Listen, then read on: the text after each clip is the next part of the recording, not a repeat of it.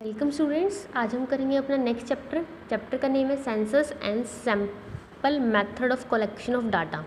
अभी तक हमने पढ़ा कि हम डाटा को कलेक्ट दो मेथड से कर सकते हैं। एक हमारा क्या था, प्राइमरी डाटा। दो टाइप के डाटा होते हैं ना, प्राइमरी डाटा और सेकेंडरी डाटा।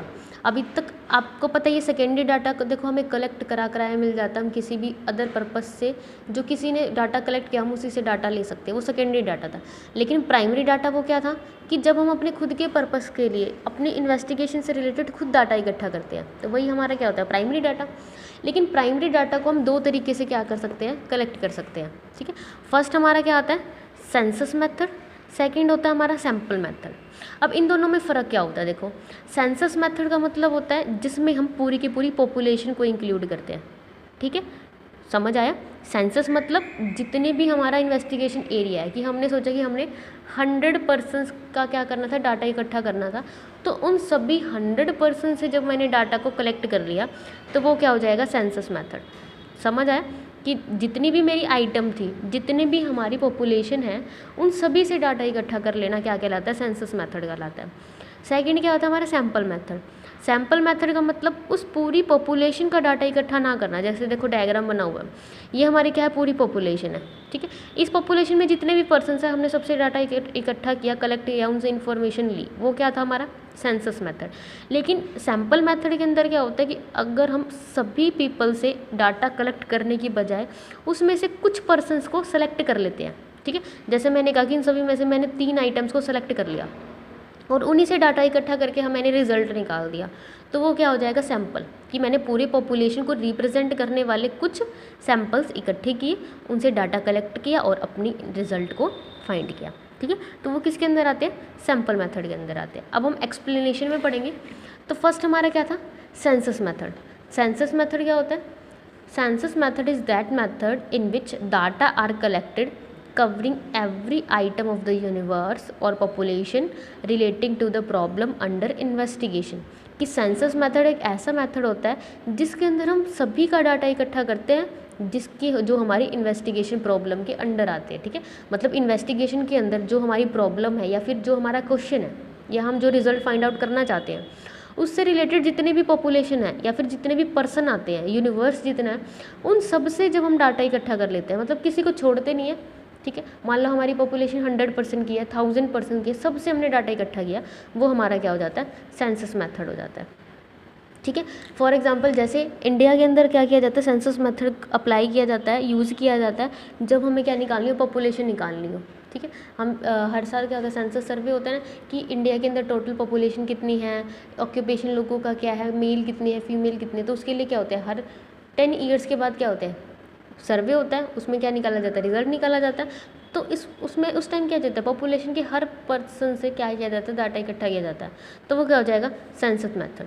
ठीक है, जैसे बुक में एग्जांपल क्या दिया हुआ है कि you may interested in the investigation of the colour composition of the Maruti car in India.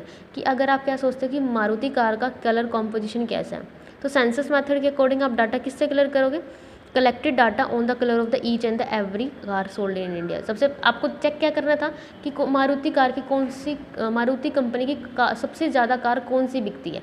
ठीक है, लेकिन हम पहले क्या करेंगे, सभी मारुति की जितनी भी कार आती हैं, जितनी भी बेची जाती है, सबका डाटा इकट्ठा करेंगे कि रेड कलर की कितनी बिकी हैं, वाइट कलर की कितनी बिकी हैं। ठीक है, उसके बाद हम रिजल्ट निकालेंगे कि सबसे ज़्यादा कौन सी बिकी है, मतलब सबसे डाटा इकट्ठा करना।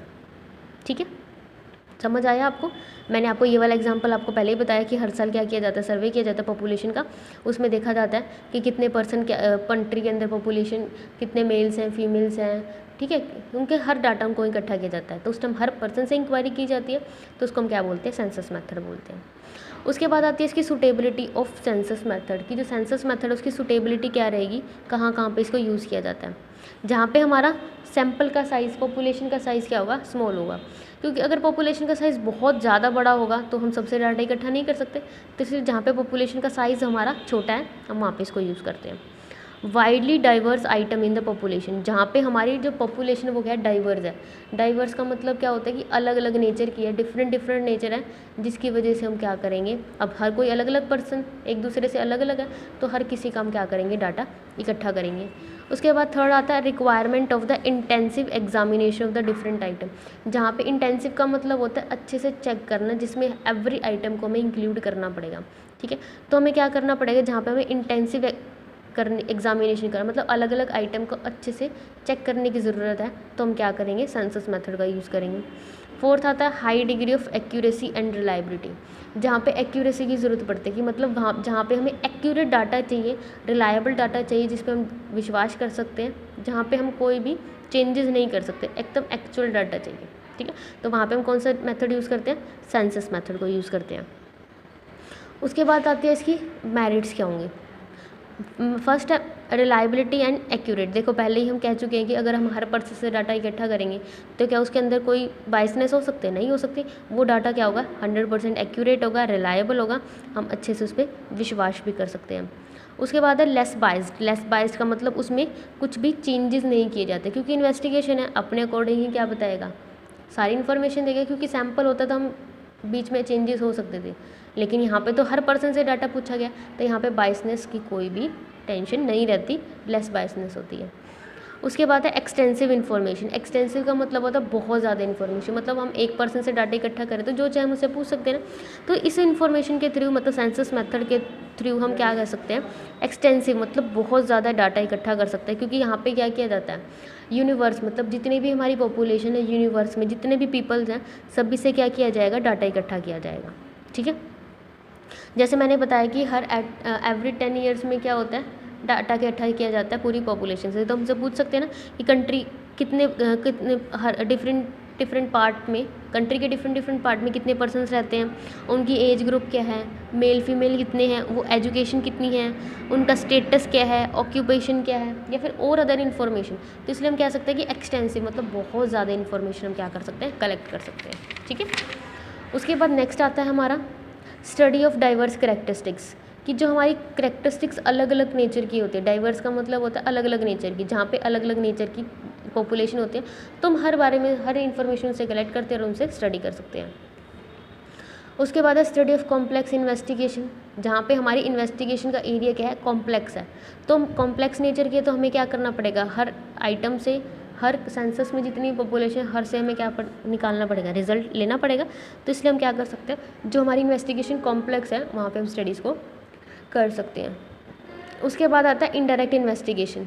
हम देखो जो हमारे पर्पस है उससे रिलेटेड तो हम डाटा इकट्ठा करेंगे, लेकिन उसके साथ हमें और भी ज़्यादा इन्फॉर्मेशन मिली, मतलब कई और तरह की भी इन्फॉर्मेशन मिली, जिससे हम क्या कर सकते हैं, कुछ इनडायरेक्ट इन्वेस्टिगेशन भी कर सकते हैं। जैसे हमने क्या किया कि सेंसस मेथड में, जैसे मैंने आपको बताया कि कंट्री की पॉपुलेशन के बारे में हमने स्टडी की कि कितने लोग हैं, क्या मेल फीमेल कितने, लेकिन उसके साथ साथ हम देख सकते हैं ना, एम्प्लॉयड पर्सन कितने हैं, अनएम्प्लॉयड कितने हैं, पॉवर्टी के अंडर कितने आते हैं, अपर पॉवर्टी कितनी है, लोअर पॉवर्टी कितनी है, हम सारी इन्फॉर्मेशन निकाल सकते हैं, ठीक है। उसके बाद नेक्स्ट आता है डीमेरिट्स। डीमेरिट्स क्या होगी, देखो फर्स्ट है कॉस्टली। अब हर पर्सन से हम डाटा इकट्ठा करेंगे तो क्या होगा, काफ़ी ज़्यादा कॉस्टली होंगी, काफ़ी ज़्यादा महंगी होंगी, ठीक है। और ये कुछ इंस्टीट्यूशंस हैं वो इसका खर्चा नहीं उठा सकती। कौन उठा सकता है, सिर्फ गवर्नमेंट ही या फिर कुछ बड़ी एजेंसीज इसका एक्सपेंसेस हैंड ओवर कर सकती है, ठीक है। उसके बाद है लार्ज मैन पावर। हमें मैन पावर की भी बहुत ज़्यादा ज़रूरत पड़ेगी। क्यों, क्योंकि देखो अगर आपके पास ज़्यादा अपने डाटा इकट्ठा करना है, ज़्यादा पर्सन से इन्फॉर्मेशन इकट्ठी करनी है, तो आपको लोगों को क्या देनी पड़ेगी, ट्रेनिंग भी देनी पड़ेगी ताकि वो लोगों को जाके पूछें। ज़्यादा मैन पावर की ज़रूरत पड़ेगी, मतलब एम्प्लॉयज़ को रखना पड़ेगा, तभी वो पर्सन के पास जाकर, उनके घर जाकर या फिर किसी अदर मेथड से वो क्या करेंगे, डाटा को कलेक्ट करेंगे, ठीक है। और सुटेबल फॉर लार्ज इन्वेस्टिगेशन, अगर इन्वेस्टिगेशन हमारी बहुत ज़्यादा बड़ी है तो वहाँ पे हम इसको यूज़ नहीं कर सकते, क्योंकि हर डाटा के बारे में हर पर्सन से अलग अलग इन्फॉर्मेशन लेना हमारे लिए काफ़ी ज़्यादा मुश्किल हो जाता है। हम काफ़ी ज़्यादा कॉम्प्लेक्स सिचुएशन में आ जाते हैं, इसलिए हम ज़्यादा इसको कलेक्ट नहीं कर सकते। ओके।